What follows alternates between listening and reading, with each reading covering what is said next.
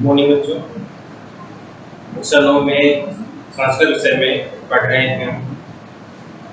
पंचम पाठ, पांचवा पाठ सूक्ति मुक्तिकम शीर्षक है इसका, अर्थात सूक्ति रूपी मोती। जैसे कि आपके पाठ्यक्रम में अनेक ग्रंथ से संबंधित कहानियां, श्लोक इत्यादि दिए हुए हैं, वैसे ही आज जो हम पाठ पढ़ेंगे सूक्ति मुक्तिकम अर्थात सूक्ति रूपी मोती, इसमें भी कई ऐसे श्लोक दिए हुए हैं नीति से संबंधित, मित्रता से संबंधित, वाणी से संबंधित, संगति से संबंधित, प्रशंसा से संबंधित, ऐसे कई श्लोक इस पाठ में दिए गए हैं।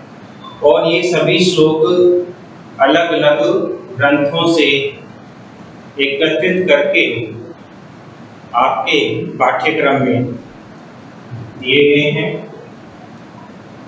वैसे भी संस्कृत साहित्य बहुत ही विशाल है, बहुत ही विस्तृत है, इसलिए संस्कृत साहित्य में बहुत सारे ऐसे ग्रंथ हैं।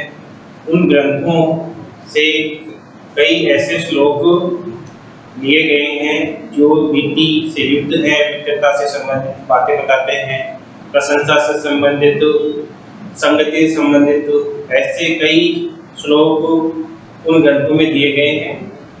आज जो हम शीर्षक पढ़ रहे हैं सूक्ति मुक्तिकम, इस पाठ में भी कई ऐसे संस्कृत के ग्रंथों में से कुछ श्लोक लिए गए हैं, जैसे मनुस्मृति है, विदुर नीति, चाणक्य नीति, सुभाषित रत्न भंडार, वृक्ष कविकम, नीति सत्तम, भामनी विलास और हितोपदेश इत्यादि ग्रंथों से कई श्लोक इस पाठ में दिए गए हैं जो बहुत ही नीति से युक्त हैं, संगति से युक्त, मित्रता से युक्त, परोपकारी के स्वभाव के बारे में बता रहे हैं, गुणों के बारे में बताते हैं, सज्जन पुरुष, दुर्जन पुरुष, इन सभी के बारे में इस पाठ में श्लोक दिए गए हैं, उनके बारे में हम अध्ययन करेंगे।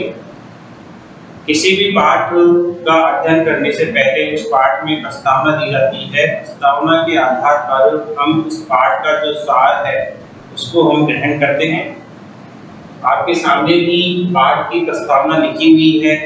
इस प्रस्तावना से हम पाठ के बारे में जानेंगे कि पाठ में किस प्रकार से श्लोक दिए गए हैं, कौन कौन से ऐसे श्लोक हैं जो हमारे जीवन में ग्रहण करने योग्य है, हमारे जीवन से संबंधित हैं। ऐसे कई श्लोक हैं, उन श्लोकों का अध्ययन हम करेंगे। तो प्रस्तावना में दिया हुआ है, प्रस्तुतो अयम पाठः नैतिक शिक्षाणां प्रदायक रूपेण वर्तते। प्रस्तुत अयम, अयम मतलब यह, प्रस्तुत मतलब दिया हुआ, पाठ मतलब पाठ। यह पाठ जो दिया हुआ है, यहाँ जो पाठ प्रस्तुत है, नैतिक शिक्षाणां, नैतिक शिक्षाओं के प्रदायक के रूप में है। अर्थात ये जो पाठ दिया गया है सूक्ति मुक्तिकम, इस पाठ के बारे में बताया जा रहा है कि यह जो पाठ दिया गया है वो नैतिक शिक्षाओं की प्रेरणादायक के रूप में यहाँ पर दिया गया है। यानी कि इस पाठ में ऐसे कई श्लोक दिए हुए हैं जो हमारे प्रेरणा के स्रोत है, जिनसे हम प्रेरणा ले सकते हैं और हमारे जीवन को बहुत आनंदमय बना सकते हैं। ऐसे ऐसे श्लोक यहाँ पर दिए गए हैं। इन श्लोकों के आधार पर हम इस पाठ का अध्ययन करेंगे। यह पाठ नैतिक शिक्षाओं के प्रदायक के रूप में है। अस्मिन् पाठ्यांशे विविध ग्रंथेभ्यः संग्रहणं कृत्वा नाना नैतिक शिक्षा बोध पदानि रहितानि सन्ति।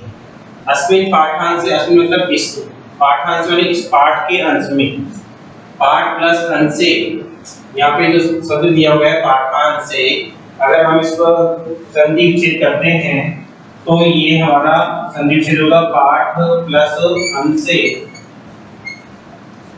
पाठ मतलब पाठ हो गया, अंश मतलब भाग, एक पाठ इस पाठ के भाग में विभिन्न प्रकार के ग्रंथों से संग्रह करके नाना अनेक नैतिक नीति से संबंधित शिक्षा बोधक शिक्षा का ज्ञान कराने वाले पद्यों को ग्रहण किया गया है। अर्थात पाठ के अंश में, यानी कि ये जो पाठ है सूक्ति मुक्तिकम, इस पाठ के अंश में विभिन्न ग्रंथों से संग्रहित करके अनेक नैतिक शिक्षा से संबंधित, ज्ञान से संबंधित पद्यानि श्लोकों को विहितानि लिया गया है, ग्रहण किया गया है। अत्र सदाचरणस्य महिमा, यहाँ अत्र एक अव्यय शब्द है, इसका अर्थ है यहाँ सदाचरणस्य महिमा। सदाचरणस्य शब्द प्लस आचार, सदाचार की महिमा, सदाचरण अच्छे आचरण की महिमा। प्रिय वाण्य, वाणी की प्रियता, आवश्यकता, प्रिय वाणी की आवश्यकता। परोपकारिण स्वभाव, परोपकारियों का स्वभाव। गुणार्जनस्य प्रेरणा, और गुणों से प्राप्त की हुई प्रेरणा। मित्रताया स्वरूपम, मित्रता का स्वरूप। श्रेष्ठ संगति प्रशंसा, अच्छी संगति की प्रशंसा की गई है। तथा च, और सत्संगति प्रभाव, अच्छी संगति के प्रभाव के बारे में बताया गया है। इत्यादि नाम विषयाणाम निरूपणम अस्ति, इत्यादि विषयों का निरूपण इस पाठ में किया गया है। कौन कौन से इसमें विषयों का निरूपण किया गया है? सबसे पहले सदाचरण से महिमा, अच्छे आचरण की महिमा, कि अच्छे आचरण की महिमा क्या होती है, अच्छे आचरण का महत्व क्या होता है। प्रिय वाणी आवश्यकता, प्रिय वाणी की आवश्यकता के बारे में बताया गया है। परोपकारी नाम स्वभाव, परोपकारी व्यक्तियों के स्वभाव के बारे में बताया गया है। गुणार्जनस्य प्रेरणा, गुणों से प्राप्त प्रेरणा। मित्रता या स्वरूपम, मित्रता का स्वरूप। श्रेष्ठ संगति प्रशंसा, अच्छी संगति की प्रशंसा।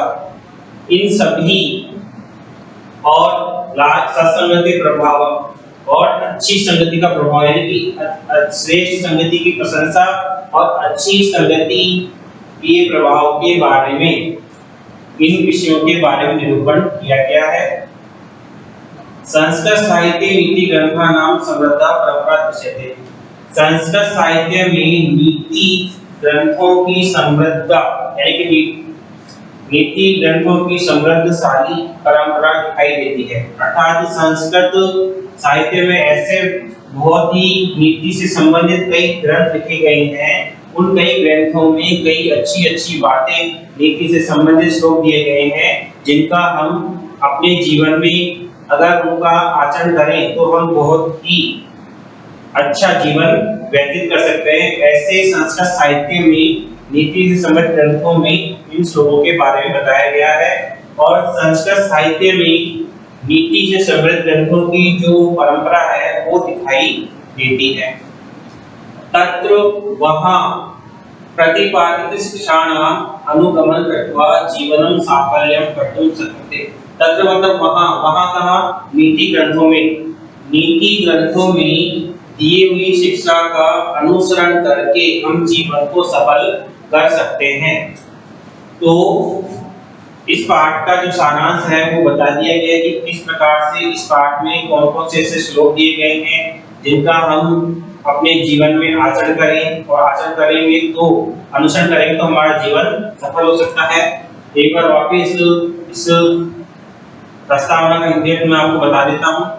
अयं प्रस्तुतोऽयं पाठः नैतिक शिक्षाणां प्रदायकरूपेण वर्तते। यह पाठ नैतिक शिक्षाओं के प्रदायक के रूप में प्रस्तुत किया गया है। अयं प्रस्तुत पाठ, यानी कि यहाँ पर प्रस्तुत पाठ नैतिक शिक्षाओं के प्रदायक के रूप में, नैतिक शिक्षा के प्रेरणादायक के रूप में बताया गया है। अस्मिन् पाठांशे विविध ग्रंथेभ्य संग्रहण कृत्वा नाना नैतिक शिक्षा बोधपदानि गृहीतानि सन्ति। इस पाठ के अंश में विभिन्न ग्रंथों से संग्रहित करके अनेक नैतिक शिक्षाओं का ज्ञान देने वाले पद्यों अर्थात श्लोकों को ग्रहण किया गया है। अत्र सदाचरण से महिमा, यहाँ अच्छे आचरण का महत्व,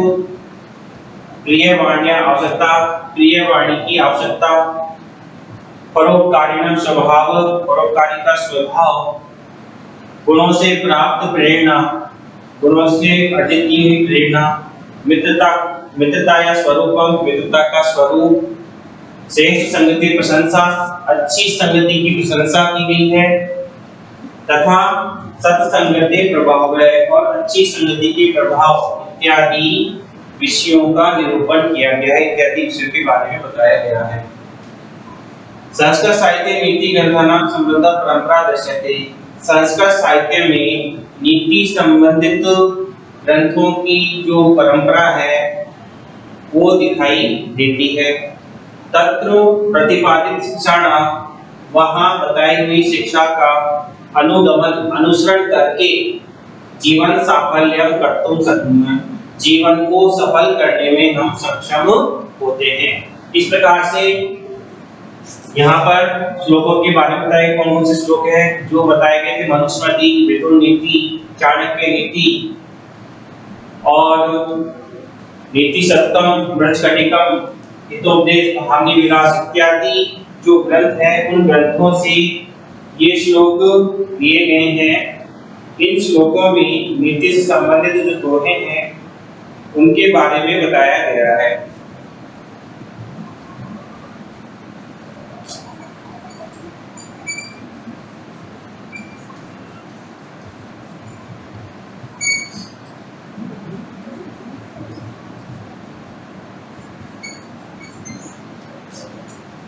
पहला जो श्लोक लिया गया है मनुस्मृति से लिया गया है, दूसरा श्लोक विदुर नीति से लिया गया है, तीसरा जो श्लोक लिया गया है वो चाणक्य नीति से लिया गया है और चौथा जो श्लोक लिया गया है सुभाषित रत्न भंडारगारम इस ग्रंथ से लिया गया है। तो इन सभी श्लोकों का अध्ययन हम करते हैं।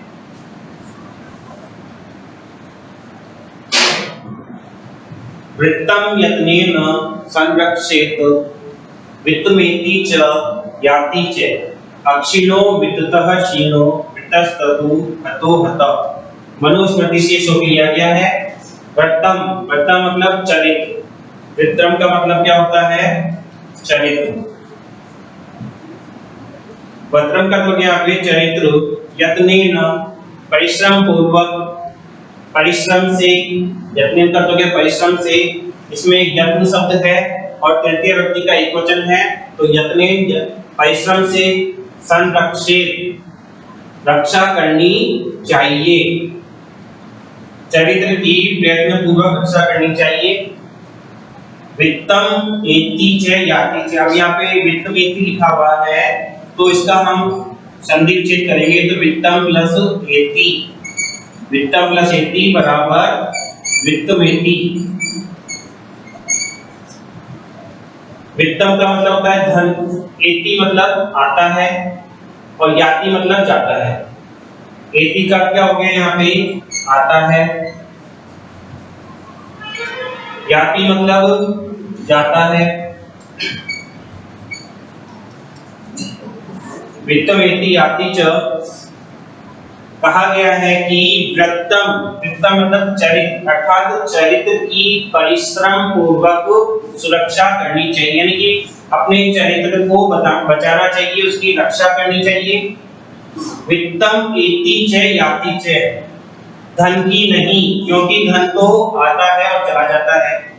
कहा गया है कि मनुस्मृति में कहा गया कि चरित्र की हमें परिश्रम पूर्वक उसकी रक्षा करनी चाहिए और धन की नहीं करनी चाहिए, क्योंकि धन तो आता है और चला जाता है। अक्षिणो वित्ततः, अक्षिणो मतलब नष्ट न होना, नष्ट न होना, अक्षिणो मतलब नष्ट न होना। वित्ततः, वित्ततः मतलब धन, वित्ततः मतलब धन। क्षीणो वृत्तस्तु हतोऽत, क्षीणो का